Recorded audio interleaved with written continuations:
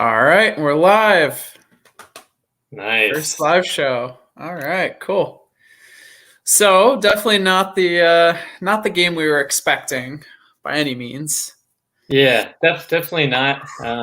Tough night there in San Salvador, Austin, but I guess silver lining, a point is a point, even though it is disappointing. Yeah, I really thought going into this game, like I know El Salvador, is a decent team, right? They're getting better. They've got Hugo Perez that they're leading them. They've got some MLS, USL guys, Alex Rodon, Josh Perez, who we know from, Yeah, covering him way back. Argentina in the past.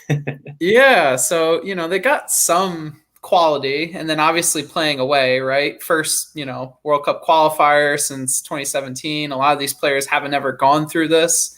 Yeah, I guess it's not a horrible result. The stadium was electric tonight, Pat. Yeah, yeah, definitely want to touch on just that first taste in a while, the true CONCACAF World Cup qualifier, especially for this group, Austin. Um, Again, I know maybe we can talk about it down the line, but with Reem, right, and just some of the Yedlin, some of those veterans, right, that have been there, you can kind of tell a little bit more composed. But whether it was the ref, the crowds, the physicality, just everything, right? It was an electric atmosphere and a true CONCACAF qualifier, honestly. Yeah, true, very true. And honestly, like when you looked at the national anthems when they were so close, right? You could literally Oh hear yeah, everyone, on our team, singing the national anthem. You could kind of see, some nervousness. I feel like I forget exactly which player it was that showed up on the screen when I tuned in, but there's just that like sense of, this was different, right? This was different right. than the Nations League. This was different than the Gold Cup. So yeah, it's a learning moment, right? Learning game. This is the first game of 14 in the octagonal. So, we're going to have to regroup and Exactly. kind of go from there. Yeah. Yeah, it's definitely a long way to go. Plenty of games to look forward to or towards. But yeah, I think I guess just kind of touching on the first half, right, Austin? I want to get your thoughts too. I thought we came out pretty strong. Both teams were feeling each other out. But I think after that 17th, 18th minute on, El Salvador really got a grip of the game. They pressed McKennie and Adams pretty well, and really just caused trouble there when we were trying to build out of the back. It was complete chaos, honestly. And there were some moments again where Sargent had some good movements, Rain had some breakaways, but for the most part, El Salvador looked very threatening in the second part of that first half. Yeah, and I like what Zach said here. I'm going to throw his comment up on the screen. Just sloppy, couldn't do the easy stuff, Yeah, good and point, Zach. puts in that caveat. It's just one game though, and honestly though, that was the theme of this game. It was very sloppy on our end. There was a lot of miscommunication. You had players kind of, and I think you said this like when we first got on the live here. Before we started filming, Greg Berhalter was getting upset on the sidelines, and throwing his arms up. You could see Reyna. We're used to seeing that, right? But a lot of frustration among all the players. yeah, definitely a lot of frustration. So, yeah, and I think again, we don't harp on it too much, but you got to give some credit to El Salvador, right? They came out, they were ready to play, they had that crowd behind them, but yeah, that first half just didn't really go our way, and then kind of from there it just escalated, right, Pat? Yeah, I honestly thought just with the getting through that half, we kind of grinded out. It's like, okay, we first 45 out of the way, out of your system, right? Come out the second half, they're gonna have tired legs. I mean, they did have that electric crowd behind them, but I honestly thought we would have that second win, that just technical and talent, right, to be able to pull through and really be clinical there. But man, they carried that crowd carried them all the way until the end of stoppage time. I was pretty surprised. Yeah, very true. And I think one thing El Salvador really did well was isolate our players out wide, right? You saw Serginho Dest trying to take on multiple defenders. You saw Gio Reyna even, get in situations like he does at Dortmund, right? And he can get past, one player, two player. But there was constantly, that third and fourth player in there, putting in a tackle. So yeah, I think, we got to kind of change some stuff up, maybe going into Canada. Obviously, a different opponent, right? It's not going to be the same game plan from Canada as El Salvador played with. So I feel like that's going to help us out. And it's interesting talking about game plans. I see KCV. I'm going to pop his comment on the screen here real quick. He said, "Hello, I feel like this is mostly on Greg. It's like he wasn't expecting this game from El Salvador." So how are you feeling about that, Pat? Do you think Greg underestimated El Salvador? Do you think, do you think this is just a one-off thing where that's not the case? What do you think about, KCV's comment there? Yeah, no, I think that's a great point KCV brought up. I do feel like, again, he, went in, they all understood, what a CONCACAF game really entailed, what was going to go into it. But honestly, and even from a sub standpoint, I didn't mind what he did. I thought P-Folk, came in and did fairly well. I didn't mind kind of the energized there, but there were just, things, whether it was, Greg getting the group together, the cohesiveness, something wasn't clicking. The players weren't trusting each other, especially as it, waned in the second half there. Again, we're talking about that selfish play. So I think Greg really needs to circle back with his team. You can certainly put that on him because Hugo Perez really outcoached him, I think, in this game, and he came in again with that crowd behind him, the home environment. But he played those tactics to a T, like you said, switching the ball, targeting that Dest, that Ream side, but Dest was going up too much and getting burned, honestly, on defense there. That was a main target there, such a glaring flaw. And they exposed it very well. And even through the midfield play, McKennie and Adams, kind of running around with their like a chicken with their head cut off, honestly, Austin. What are your thoughts, though? Yeah. Well, I go back and maybe we should even start with this. The lineup that Greg threw out there tonight, right? A little bit different than what we thought we were going to see. Obviously, like you said, you had Tim Ream in there, you had DeAndre Yedlin, you had no Sebastian Lletget, which, if you watched our video from this week, we really thought Sebastian Lletget was going to be, that third midfielder in Honestly, that did not see Ream coming. I don't know what happened with Brooks, but I guess rotation. Yeah, I'm not sure. That's a good point.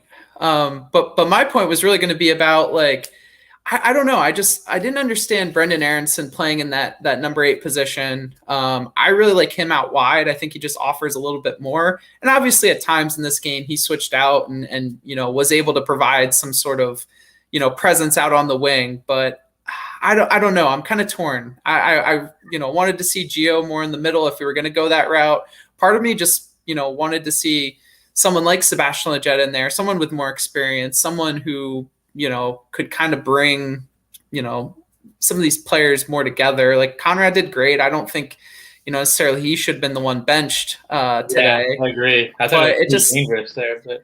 Yeah, and I feel like having Conrad or even, Brendan Aronson on the bench coming off, in the 60th minute would have been a nice little, change of pace. But I don't know. I guess, what do you guys think? What did you guys think of, the starting lineup that Greg Berhalter had, going into the game tonight? Did we feel like, this was something we felt good about? Or was it, a surprise? I know we thought it was kind of a surprise, but what are your guys' thoughts? And I saw a lot of the predictions, honestly, Austin. Different pundits, things like that, right? Fairly similar lineups, but there were definitely some twists in there. And then Aronson, again, I agree with you. I thought, and even the commentators said it, during the broadcast there, he was pretty invisible in that first half and really stepped it up in the second half, was out wide, shifted, especially with the substitutions, change of position. But he really could not find, it just wasn't his type of game, couldn't find that flow there in that first half. And you could even see him getting bodied off a little bit, still kind of a smaller frame, to be honest. Had the aggression, but just really kind of faded and didn't do much on that side of the field. Yeah, and you could see from our guy KCV again, on the left, and also Reyna should play centrally today. Aronson was disappointing, which I kind of agree with. I'm obviously a big Aronson fan and think he's been starting the season off hot in Salzburg. Obviously ended the season hot too, but it was very disappointing today.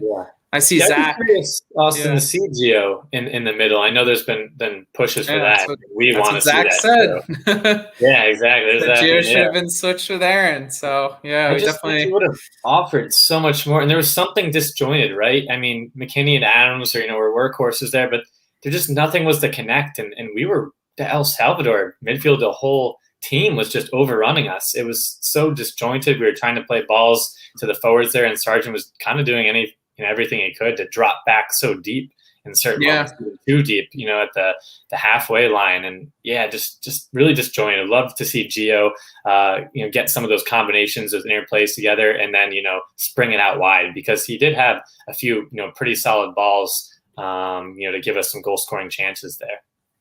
Yeah. No, I agree. I thought Josh Sargent played okay, right? Like we're used to him tracking back. That's what he Yeah. does. He did it pretty well today. Was able to get, some good play going forward at times. Obviously again, just we still struggle in the final third, and this is maybe something else I wanted to bring up. No Christian Pulisic today. Christian Pulisic's Yeah, that hurt. clearly, That hurt you also. know, the guy who scores goals for us, or at least the guy who's the consistent creator. He's constantly, giving us assists or goals. So without him in the starting lineup today, I was really curious to see kind of how we could make up for it. And unfortunately, we didn't make up for it, which gives me, Yeah. some concern going forward. But I And I don't guess belabor the Austin, point too much. yeah, and I guess Austin, for the fans here, and yourself, right? I'm curious for the Canada game and going forward. Do you have any preference of what you want to see up top? If we do stick in a similar formation, or obviously the Pulisic there, but just kind of curious, guys. What are your thoughts on how we can improve in the final third, or put players in the best position? Is it really changing that midfield, or more the up top areas there? Let's see what comments we get. I also liked Edison Gill. He says, this is the first game from this new U.S. team in qualifiers and not in their country. Great point. This is, we talked about it right at the start of this live show. The the atmosphere in El Salvador was phenomenal tonight. So definitely something to look at, and definitely worth stating. In Austin's funny. I'm been a few of those Orlando City games, and I'm pretty sure at the end of the game, it was a very similar, chant things they do at Orlando City. I don't know if you heard that similarities. Or Actually, yeah. So that was pretty funny. I like this comment from Brad Asbury. Maybe give Pepe a go. PFOC came on, like you said, provided some spark. Obviously, nothing really came of it, but Ricardo Pepe's in this camp for a reason, right? He's in good goal scoring form in MLS. Obviously, a player that we're excited about, not only for the future, but that we want to see right now. So maybe Ricardo Pepe starts versus Canada. I don't know. Let's see. Yeah, I'd love to see Pepe involved and get some minutes and time. I honestly think just for this game, especially the second half, it was so chaotic. I don't know if there's anything anybody could do, to be honest. It just seemed like a game you could tell, within maybe 15 minutes of the second half, you're like, this is going to take some crazy penalty kick or some crazy play to break the deadlock, because El Salvador was really, putting the full press on us the entire time. I was honestly surprised. I thought we were going to come out guns a-blazing, first part of that second half, Austin, really put one or two in at least. But yeah, I guess, any areas, guys, as well, who were kind of the bright spots, or anything, to look at the silver lining, right? Anything positive from this game to kind of take away? I guess I personally thought, from a defensive perspective, Miles Robinson looked fairly comfortable. And I think he had maybe an answer to early on, with the header there. And yeah, he looked pretty dangerous again, and comfortable. So obviously I want to see Brooks in there. No knock to Reem. I know he's not a huge fan favorite either, but I was impressed with Robinson. Yeah, and I was gonna say, this game tonight really felt like I was trying to remember which game it was. We played so many games this summer, but was it the game against Honduras? Yeah, with PFOC scoring right at the end. That's what it felt like. It felt like it was gonna be like, that semifinal game in the Nations League. Yeah. You almost had one or two, Austin.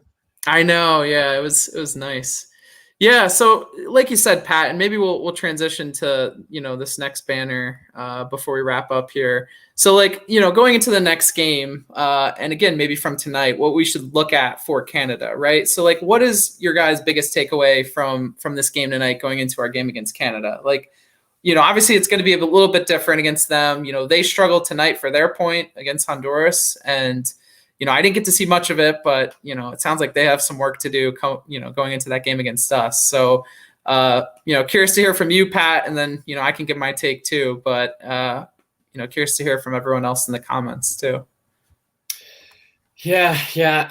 There's so much to digest, especially right after at a Friday morning here. But yeah, late night, guys. The biggest takeaway I think from tonight and my end is just I think we really need Christian Pulisic and to work something up front. We need that goal scorer. We need him back in the team starting. To really give us some chances and goal scoring opportunities. I think that was just a lack of anything we had there. And then I guess you could even talk about just the continuity in the midfield, whether it be formation or personnel, shifting Gio in. That's something we really have to look at. How about yourself? Yeah, I think I'm going to stick with that continuity piece, right? And this is, again, what we said in our show, earlier this week. Continuity is so huge in World Cup qualifying. When you think back to like when we were going through with Jurgen Klinsmann before 2014, the constant key was having that same group of players, right? That same starting lineup. So I think that means playing, Serginho Dest on the right with Anthony Robinson on the left, a player who, is born and bred to play left back, another player who's born and bred to play right back, maybe sticking with someone other than Brendan Aronson and Gio in midfield. I heard tonight, talking about Kellen Acosta coming on and pushing Tyler Adams up. Again, that's a little unconventional, so maybe not. But I don't know. I feel like this game we kind of just, Greg kind of, went out on a limb a little bit and tried to spice things up a little bit. And I think right now obviously we had two different rosters this summer that won, trophies. But I think let's get back to what we know. Let's get back to what was successful, and let's see if that works against Canada. I don't know. I feel like we're it's not worth reinventing the wheel. Right. So, and honestly, I feel like this team is built maybe to be more successful against a team like Canada, as opposed to some of these El Salvador or Honduras. I just feel like Canada, again, isn't going to, again, a completely different team, different tactics. But I think it's even been brought up in the past. I think Dest and even Reina, going against some of these other, they have some European guys, right? Kind of similar styles. It's a little bit different than that kind of Central America, style of games. So I think that could be a benefit to us. And I think, obviously, taking this game and working on improvements, but against Canada, I think it's going to up our level, and I think we'll see a much more successful team. Yeah, and I think Brad has a good point here too. So he says, Pulisic will be back. Plus, hopefully Greg rotates the squad a bit and finds a better formation for possession and build-up play, possibly a 3-4-3. That's something, we've seen out of the U.S. in the past. I think we played against Canada after we lost to them in 3 at the back or 5 at the back system, but I don't know. It's been so long now, and it's 12:21 here on the East Coast at night, so I'm a little hazy. Coming together, but I see. Real quick, Pat. I see Samuel Cutts actually says Reina centrally and Pepe up top. I wish Nico G was here as a sub. Yes, that's a good point. Yeah, that's a great shout. Just saw him make his move to Montpellier, and he's someone again who consistently has performed in the USMNT jersey. He's gotten a lot of goals and assists in a short amount of play time. So huge would have been a nice Austin. I feel like when I saw the subs again, I thought PFOC was a pretty good sub, but when you bring on Roldan, Leggett, it doesn't excite me as much as I'd much rather see a Nico or even a Matthew Hoppe, right? Obviously, they're club situations, but seeing some of those guys come on would be huge, I think, in these games in the last 20 minutes or so. True. So I guess, Pat, again, thank you everyone for coming on to this live show. We appreciate it. You know, it's very late at night, so we understand that. But you know, we wanted to end this on a high. We wanted to end this live show on a high. We wanted obviously a better result tonight. So maybe this will be a little underwhelming, but we wanted to end with a fun one. So, you know, who was your man of the match for tonight? You know, I want that to you first, Pat. Austin. You want me? Okay. Thanks. I don't know. It's tough, right? Like, I don't know. Maybe Miles Robinson. Maybe. That's really disappointing to say, you know, after building this game up so much. But yeah, the other one was I don't know. It feels weird saying it, but like I like the work that Josh Sargent did. I don't think obviously he had a stellar performance, so I don't want to say that because I think it was a really great performance from him. But I thought, you know, he did have some good moments. Yeah, it was just tough. Everyone else seemed kind of stuck in the mud. I see Brad put Alex Roldan. It's fair. I mean, we weren't thinking of this through the El Salvadorian lens, but that's completely fair. Yeah. So yeah, he had the last laugh tonight. You know, brother there, unfortunately. Yeah, and KCV says, you know, I kind of agree with this. I don't know. There's no one who really stood out. Yeah, that's fair. To stand out. I think some bright moments. Again, I think you saw some flashes from Conrad. Need to get him a little bit more involved, more touches there. That one run he made through the midfield right in the second half was great. Yeah. Exactly. Yeah, you could see some of that, you know, finally, you know, getting the ball in his path there and a little bit isolated you know, in the first half. But yeah, again, I think Miles Robinson, you know, was okay. And yeah, like everyone's kind of echoed there in the comments too. It wasn't too much to pull from, unfortunately, but, you know, hoping for better success next time. Yeah, and that next game is Sunday night against Canada. So I think the start time's 8:05. So we'll look to go live after that game as well. It might just be me for that one. I'll try to hop in, but you might have to take it away, Austin. Yeah, so we'll go live hopefully around like 10 o'clock on Sunday night. So, you know, thank you everyone again for coming out and watching our first live show, our inaugural YAA live show. Ooh. And yeah, let us know what you think. And yeah, hope to be doing some more of these. So, you know, that's all for tonight, guys. Thanks for watching, and make sure you like this video when it comes out, and you know, subscribe to our channel. Yeah, absolutely. Can't thank you guys enough. You know, be sure to tune in Sunday, and the rest of the qualifiers will be doing this. You know, these post-game reactions here, and again, you know, hopefully it's a better result. We know it will be a better result next time. I'm confident. That's right. Got to get that confidence up going in again. That's right. Build it right back up. Long flight back. Yeah, right. All right, guys, it was fun tonight, and look forward to doing these again. All right, take care, guys.